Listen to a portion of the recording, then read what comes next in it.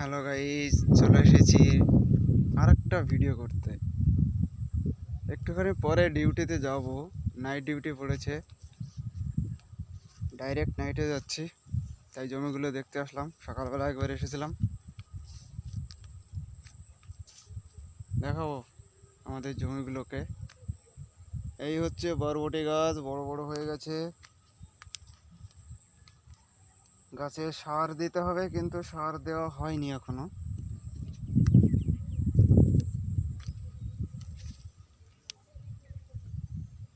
গাছে অবশ্যই সার দিতে হবে, আর গাছে মাচা করতে হবে।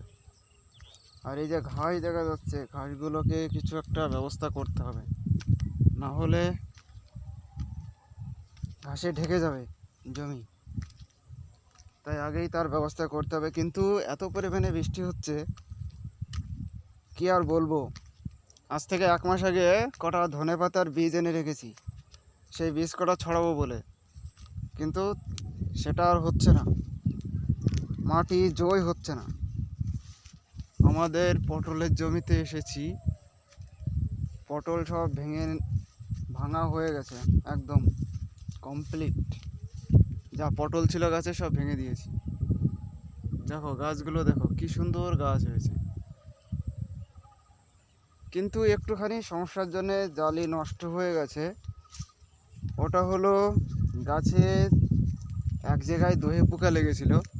আমার ছোটো ভাই সব জমিতে ওষুধ দিয়েছে, ওই জায়গাটায় ওষুধ দিলে হয়ে যেত। তাহলে এই দহে পোকার ওষুধটা খুব কড়া ওষুধ, এবার সেই কারণে জালিগুলো হলুদ হয়ে গেছে। তবু এই যে কিছু কিছু আছে জালি। আজকে আবার ভিটামিন দেওয়া হয়েছে, যাতে জিনিসটা ঠিক হয়ে যায় খুব তাড়াতাড়ি, না হলে তো সমস্যা। পটল তো আর বেশি দিন হবে না, সেই জন্যে সমস্যা দাঁড়িয়ে যাবে। আর হয়তো 2 মাস হবে, শীত চলে আসবে, তারপরে আর খুব একটা বেশি হবে না। তো সকল বন্ধুদেরকে একটাই রিকোয়েস্ট, চ্যানেলটিকে সাবস্ক্রাইব করবেন, বেল আইকনটিকে অন করে রাখবেন। তাহলে যখনই ভিডিও দেবো আমি, তখন অবশ্যই ভিডিও চলে যাবে। তো দেখা হচ্ছে নেক্সট ভিডিওতে। বাই।